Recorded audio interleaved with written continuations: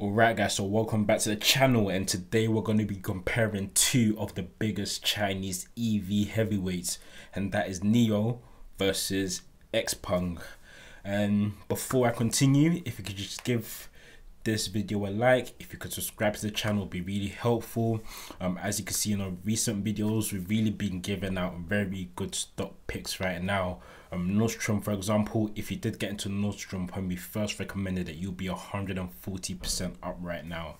And Tesla as well, you'll be 100% up right now if you got into it when we recommended it. And we've also recommended a whole range of other stocks.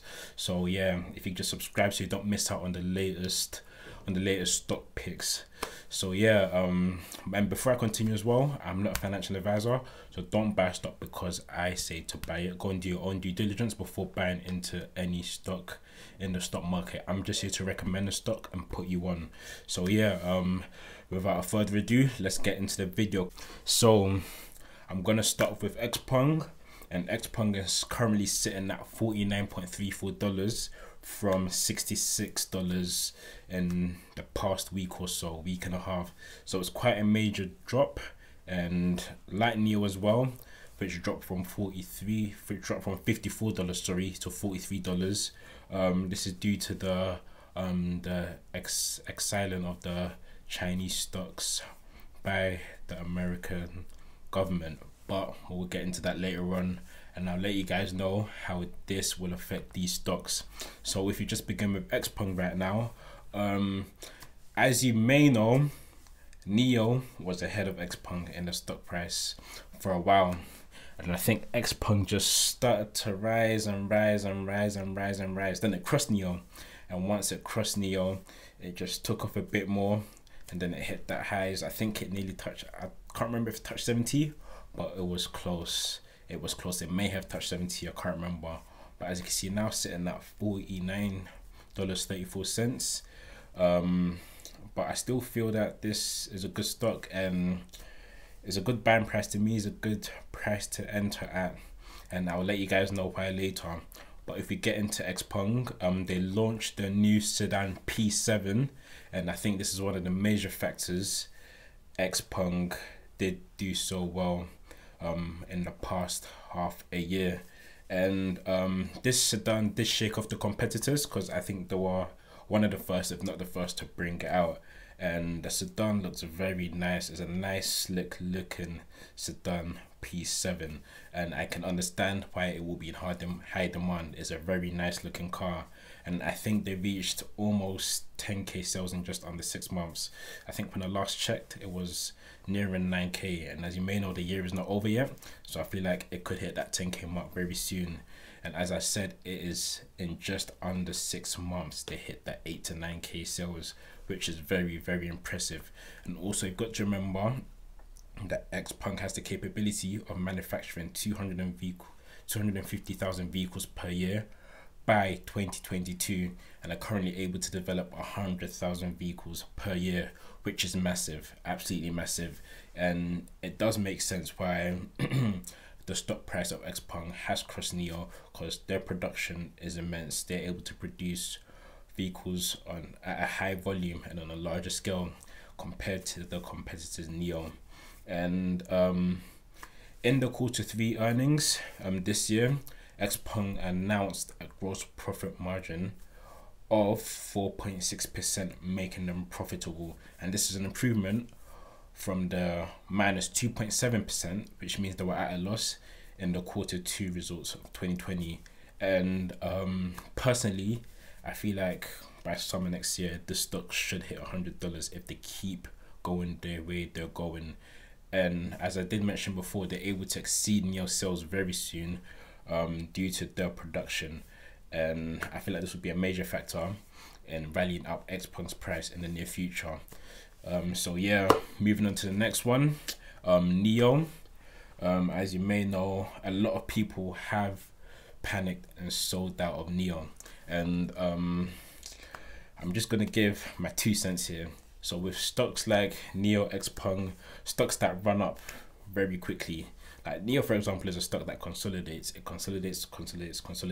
then it jumps up, then you might get a slight dip, then you have a bit of consolidation, then it jumps up again. So in cases like these, selling all your shares, I don't think is the way to go about these stocks, especially for NIO, which has such big potential ahead, because you can't time the market. You can't time the market. What if you've sold at the bottom, then the stock starts going up again? You know what I'm saying? And then you're panicking about where to buy back in. So you can't time the market. So the best thing to do is just take some profits. Take some profits so that you can average down when necessary. Or if you do see the stock ticking up again, you just average up a bit so you don't miss that jump. That is the way I do it. I did sell some profits at the highs of 54, and yeah, I just bought back in when it dipped to the I think it was 38 to 40, something like that. Yeah, so I bought back in, and then now it's at 43.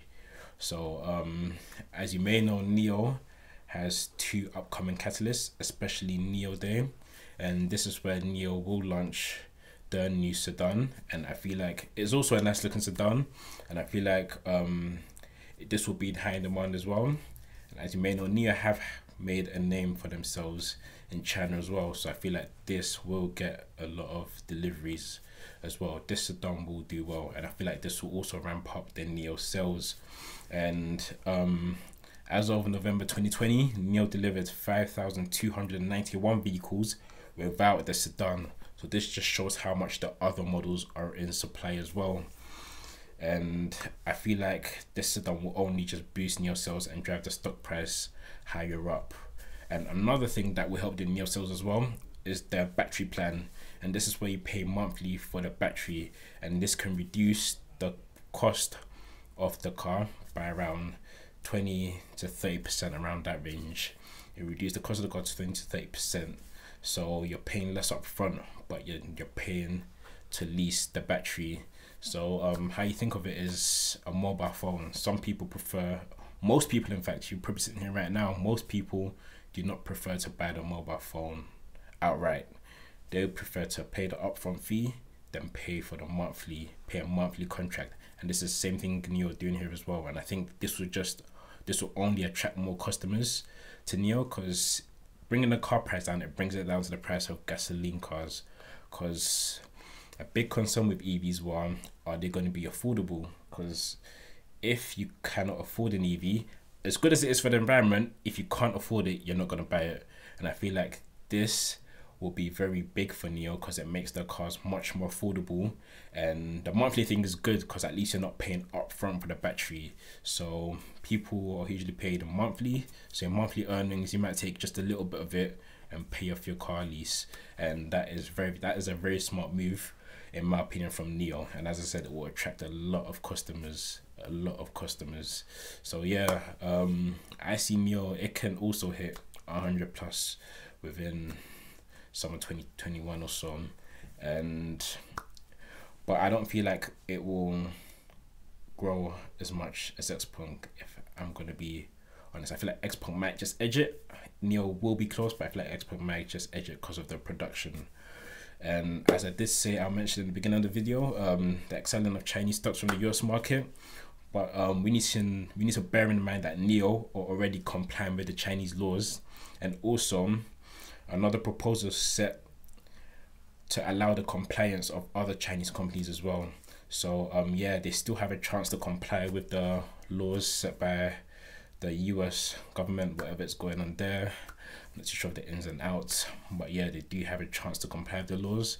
So I feel like it was just a bit of a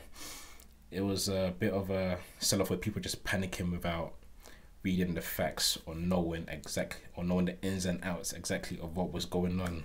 So yeah, I feel like the Chinese stocks are fine so far, and they do have another 3 years as well before they sort it out properly. So there is still room for growth. I feel like both stocks will be fine as long as they're complying. NIO was complying already, as I said, so it should be fine.